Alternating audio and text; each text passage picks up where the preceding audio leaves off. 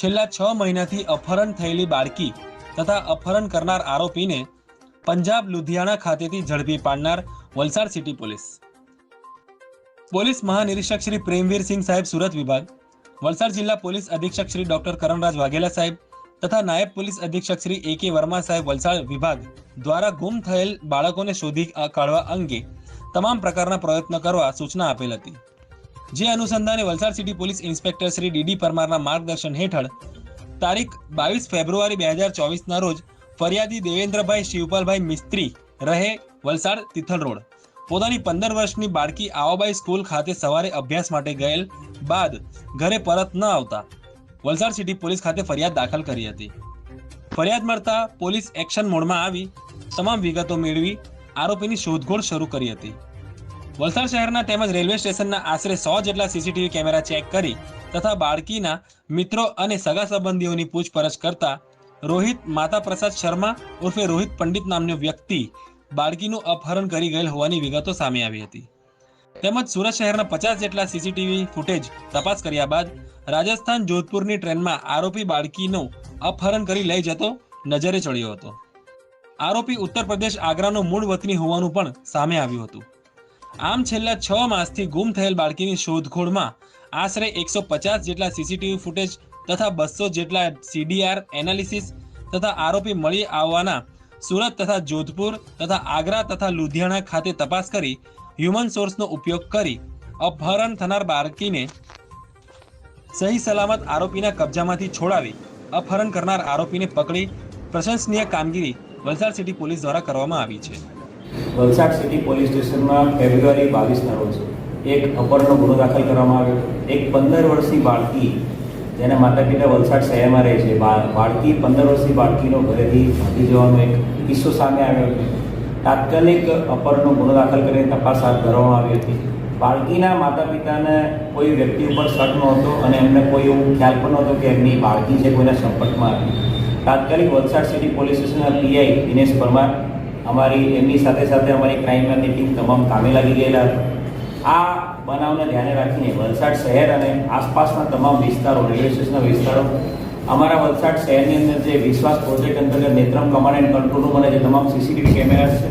એની સાથે તમામ bus station, railway station અને તમામ સ્કૂલ્સની આસપાસના અને તમામ CCTV કેમેરા ચેક કરવામાં આવ્યા હતા। 100થી વધુ કેમેરા ચેક કરવામાં આવ્યા હતા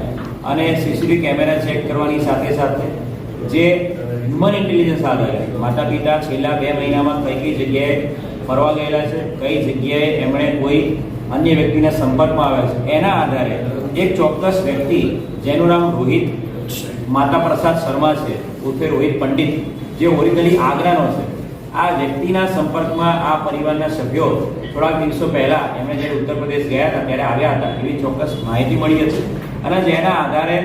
અને CCTV કેમેરાના આધારે અમને પાકો શક થયો હતો પોલીસને કે આ વ્યક્તિ છે એની સાથે આ છોકરીને એ ભગાડીને લઈ ગયો છે। જે આરોપી છે એ આરોપી આગ્રા ઉત્તર પ્રદેશનો છે, એટલે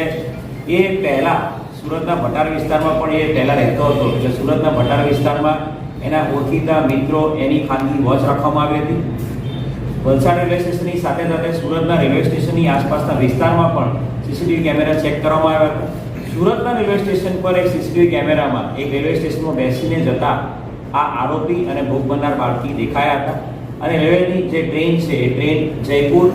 અને ઉદયપુર તરફ જતી એ ધ્યાનમાં આવી હતી। જેના આધારે પોલીસની ટીમ જયપુર અને જોધપુર અને ઉદયપુર એ બધી જગ્યાએ રાજસ્થાનના જિલ્લાઓમાં તપાસમાં ગઈ હતી। આરોપી જે પોતે આગ્રાનો છે, આગ્રા એના વતનમાં એના ગામમાં પણ પોલીસની ટીમ તપાસ માટે ગઈ હતી। એ ઉપરાંત આરોપી ભૂતકાળમાં ગુડગાંવ હરિયાણામાં મજૂરી કામ કરતો હતો, ત્યાં પણ હરિયાણા ખાતે તપાસ કરવામાં આવી હતી। ખૂબ જ મહેનત રાજસ્થાન, ઉત્તર પ્રદેશ, હરિયાણાના અલગ અલગ જિલ્લાઓમાં પોલીસ દ્વારા કરવામાં આવી હતી। એની સાથે આરોપીના સગા સંબંધી એવા અલગ 100 જેટલા વ્યક્તિઓના CDR કાઢવામાં આવ્યા હતા। આરોપીના છેલ્લા 1 વર્ષના CDR આધારે આરોપી જેટલા પણ વ્યક્તિઓના 1 વર્ષમાં સંપર્કમાં આવ્યો તમામ વ્યક્તિઓની પર્સનલી રૂબરૂ બોલાવીને એમની પૂછપરછ કરીને નિવેદનો લેવામાં આવ્યા હતા અને અલગ નિવેદનોમાં આ આરોપી છે એ ઓનલાઈન ગેમ્બલિંગનો અને ગેમ રમવાનો શોખીન છે કે એવી માહિતી અમને મળી હતી અને એના આધારે વલસાડ સિટી PI દિનેશ પરમારે એ જે ગેમનો શોખીન છે તો એ ગેમ રમવા માટે ઓનલાઈન હંમેશા ટ્રાન્ઝેક્શન કરતો હશે એવી એક ચોક્કસ એવી ઇન્ફોર્મેશન હતી કે ઓનલાઈન જો ગેમ રમતો હોય તો ઓનલાઈન ટ્રાન્ઝેક્શન થતો જ હશે. એના આધારે વલસાડ સિટી પીઆઈએ તમામ બેંકો નેશનલાઇઝ અને જે પણ કોઓપરેટિવ બેંકો છે તમામ બેંકોમાં આ આરોપીના આખા નામ, એના જે ઉર્ફેવાળા નામ છે, એના માતા પિતાના નામ સાથે તમામ બેંકોમાંથી હકીકત માંગેલી હતી અને જેના આધારે એક પર્ટિક્યુલર બેંકમાં આ વ્યક્તિનું ખાતું એક્ટિવ છે માહિતી મળેલી હતી અને એ બેંકના ખાતા દ્વારા એ આ NPL નામની ગેમમાં ઓનલાઈન ગેમિંગ અને ઓનલાઈન સટ્ટો રમતો હતો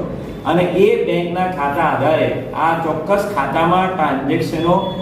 પંજાબના લુધિયાણા જિલ્લો જે છે લુધિયાણા એ વિસ્તારમાંથી થયેલા હોવાની ચોક્કસ હકીકત મળી હતી અને જેના આધારે PSI જયસુખસિંહ પરમાર અને અમારા કોન્સ્ટેબલોની 5 માણસોની ટીમ અહીંયાથી લુધિયાણા રવાના થઈ હતી. અહીંયાથી એમનો જે પણ ટેકનિકલ સપોર્ટ છે એ ક્રાઇમ બ્રાન્ચ દ્વારા આપવામાં આવ્યો હતો અને એના દ્વારા લુધિયાણા શહેર છે એનું માલવા GIDC વિસ્તાર, એ માલવા GIDC વિસ્તારમાં અમારી પોલીસની ટીમ અલગ અલગ વેશ ધારણ કરીને આઈસ્ક્રીમની લારી ભાડે રાખીને આઈસ્ક્રીમની લારીવાળા તરીકે, ફેરિયા તરીકે આખા GIDCની અલગ અલગ 50 કંપનીઓમાં સર્ચ હાથ ધર્યું હતું. 3 દિવસ સુધી આધાર કાર્ડ વેરિફિકેશનના કર્મચારીઓ છીએ એમ કરીને એ લોકોએ અલગ અલગ ચાલીઓમાં એ લોકો માલવા GIDC અલગ અલગ ચાલીમાં બધા આધાર કાર્ડના ડેટા કલેક્ટ કરવા માટે આવ્યા છીએ એમ કરીને તમામ ચાલીને તમામ રહીશોના ઓરડી વાઇઝ રૂમ વાઇઝ જઈને એમની તપાસ કરી હતી અને એક પર્ટિક્યુલર ચોક્કસ રૂમમાં એમને આ ભોગ બનનાર દીકરી મળી ગઈ હતી અને તાત્કાલિક એ દીકરીને રેસ્ક્યુ કરી લેવામાં આવી હતી અને જે આરોપી છે એ આરોપી રોહિતને પણ એ જગ્યાએથી પકડી પાડવામાં આવ્યો છે. ખૂબ મોટી સફળતા વલસાડ જિલ્લા પોલીસ, ખાસ કરીને Valsad city police, PI Dinesh Parmar, PSI Jaysukhsinh Parmar અને વલસાડ સિટીની ટીમને મળી છે. છેલ્લા 5 મહિનાની સતત મહેનતનું એક આ ફળ છે કે ભોગ બનનાર 15 વર્ષની દીકરીને આપણે રેસ્ક્યુ કરવામાં સફળ થયા છે. આરોપી મોબાઈલ નહોતો વાપરતો, અન્ય સાધનો નહોતો વાપરતો, તો પછી પોલીસને સર્ચ કરવામાં કેટલી મુશ્કેલી પડતી હતી? યુઝ્યુઅલી જ્યારે પણ કોઈ ભોગ બનનાર દીકરી જતી હોય છે તો વલસાડ જિલ્લા પોલીસનો એક સતત અભિગમ રહ્યો છે છેલ્લા 1 વર્ષથી અને જેના કારણે જ વલસાડ જિલ્લા પોલીસને ખૂબ જ મોટી સંખ્યામાં અપહરણ થાય ત્યારે બાળકીઓ પાછી મેળવવામાં સફળતા મળી છે.